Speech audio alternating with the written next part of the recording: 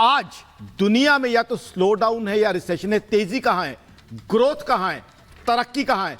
सिर्फ मेरे हिंदुस्तान में, सिर्फ मेरे भारत में। आपको डेटा दे दूं, 7.8% जीडीपी ग्रोथ पहले क्वार्टर में, 7.6% जीडीपी ग्रोथ दूसरे क्वार्टर में। इसका मतलब क्या है? इसका मतलब यह है कि आज हमारी सरकार इस पोजीशन में है कि सौगातें दे सकती है। बहुत बड़ी बड़ी सौगातें शायद ना हो, लेकिन बहुत सी चीजें अब दी जाएंगी, क्योंकि हिंदुस्तान अपनी तरक्की को सेलिब्रेट कर रहा है। जहां 2022 में अमेरिका जैसी इकोनॉमी में 2 क्वार्टर्स नेगेटिव जीडीपी ग्रोथ रही, 2023 में जर्मनी यूरोप की सबसे बड़ी इकोनॉमी में 2 क्वार्टर्स नेगेटिव जीडीपी ग्रोथ रही। हिंदुस्तान तरक्की के नए आयाम छूता जा रहा है नरेंद्र मोदी साहब की सरकार के अंडर। तो मेरे हिसाब से जो चीजें हो सकती हैं, सौगातें हो सकती हैं।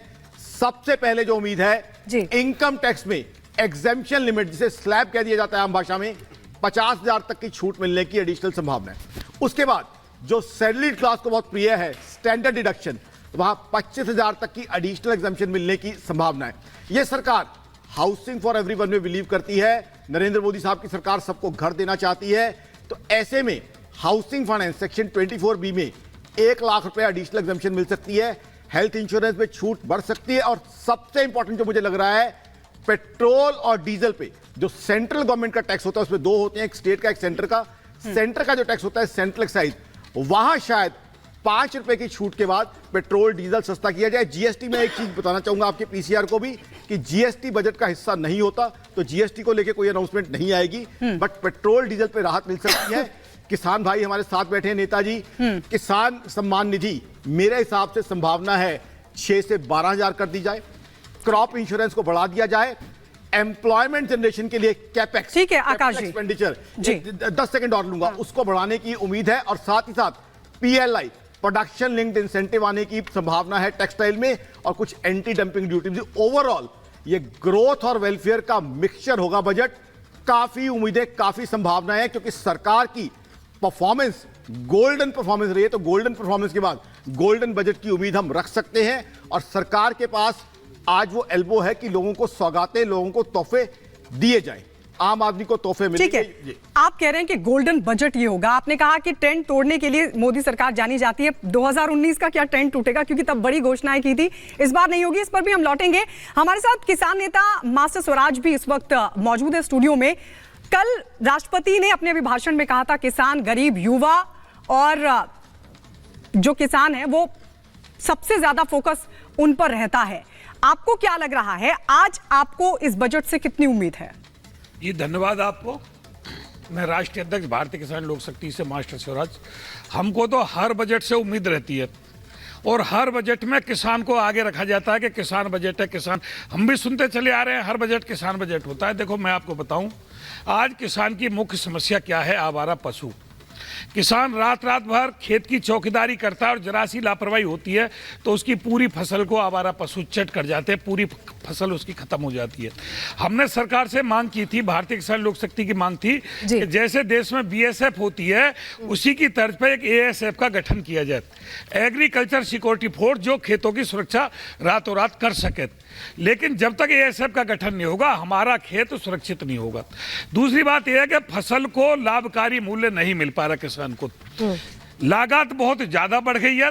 जो कंट्रोल रेट घोषित होता है, जिसे एमएसपी कहा जाता है, वो भी दलालों के माध्यम से सरकारी दुकानों पर गल्ला जाता है, और आंकड़ों में आ जाता है कि इतना गल्ला खरीद लिया गया। किसान को एमएसपी, न्यूनतम समर्थन मूल्य भी नहीं मिल पाता। तो जब खेती की लागत बढ़ती जा रही है, किसान को जो आपदा से जो प्रॉब्लम होती है, बाढ़ से, ओलावृष्टि से, सूखा से, वो बीमा कंपनी है, उनका पता नहीं कहां से बायोडाटा आ जाता है। किसान को ना तो फसल का बीमा मिलता। आप उम्मीद कर रहे हैं कि इस बार कुछ इस तरह का ऐलान हो, जो आदमी आस में जी रहा, किसान तो जीता ही आस में।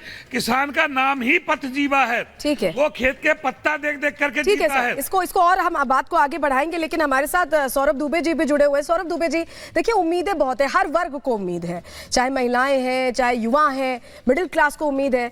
लेकिन अभी जो हम बात कर रहे हैं कि ये अंतरिम बजट है और चुनाव के बिल्कुल करीब है, लोक लुभावन हो सकता है। जो आकाश जी पॉइंट्स मेंशन कर रहे थे, कई चीजों में और रियायतें बढ़ाई जा सकती हैं। नहीं, देखिए नरेंद्र मोदी सरकार 2014 से अभी तक जितने भी बजट आए हैं तो लोक लुभावन, वो इसलिए मैं तो नहीं कह सकता चुनाव का समय है लोक लुभावन, क्योंकि कहीं ना कहीं वो ये मान के चल रहे हैं कि हमारी सरकार दोबारा वापस आ रही है। तो कोई ऐसा कमिटमेंट, क्योंकि मोदी गारंटी की बात चल रही है, तो ऐसी कोई गारंटी नहीं दी जाएगी जो आगे चल करके सरकार को मुश्किल का सामना करना पड़े। मुझे लगता है उन्होंने मीडिया से चर्चा की थी तब इस बात के संकेत मिलते हुए नजर आए थे कि महिला उत्थान के लिए इस बार के बजट में कुछ खास होता हुआ दिखाई दे सकता है। कारण ये रहा क्योंकि जब प्रधानमंत्री नरेंद्र मोदी ने अपने संबोधन की शुरुआत की थी तो उसमें उन्होंने जिक्र किया था कि अब जो है वो महिला सशक्तिकरण के प्रकटीकरण का वक्त आ गया है और वो नजर भी आया। कल हमने देखा जब राष्ट्रपति द्रौपदी मुर्मू सदन पहुंची थी और उन्होंने सदन को संबोधित किया था, और आज निर्मला सीतारमण बतौर वित्त मंत्री अपना 6वां बजट पेश करने वाली है। यानी इस बार के बजट के साथ वे कई रिकॉर्ड तोड़ती हुई नजर आने वाली हैं और कई रिकॉर्ड बनाती हुई दिखाई देंगी।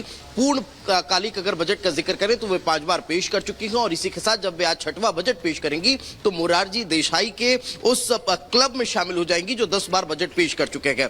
अब निर्मला सीतारमण के जो आज का शेड्यूल रहने वाला है उसका जिक्र कर लेते हैं। अब से कुछ देर बाद यानी लगभग 8 बजे के बाद वे कभी भी यहां से निकल सकती हैं और 8:15 पर बजट बनाने वाली जो टीम है उनकी, उसके साथ उनका फोटो सेशन है। उस फोटो सेशन के दौरान वो बहीखाता मीडिया के सामने होगा जिसमें 2024 का ये जो बजट है, चूंकि 24 इसलिए कह रहा हूं कि ये पूर्ण बजट नहीं है, अंतरिम बजट है, उसका लेखा जोखा उस बजट में रहने वाला है। 2020 से इस बहीखाते की शुरुआत हुई है और देखा है हमने कि 2023 में एक नया टैबलेट जो है वो रेड कलर के उस बॉक्स में नजर आया था। अब आज देखने वाली बात होगी कि उस फोटो में नया क्या रहता है। उसके बाद का अगर जिक्र करें तो ठीक 8:45 पर वे राष्ट्रपति से मुलाकात करने वाली है। वहां पर मंजूरी मिलने के बाद 9:15 पर वे संसद पहुंचेंगे और 10 बजे कैबिनेट की बैठक होनी है। उस कैबिनेट की बैठक में इस बजट को मंजूरी मिलेगी और ठीक 11 बजे जो बजट है वो आम जनता के सामने होगा। सलोनी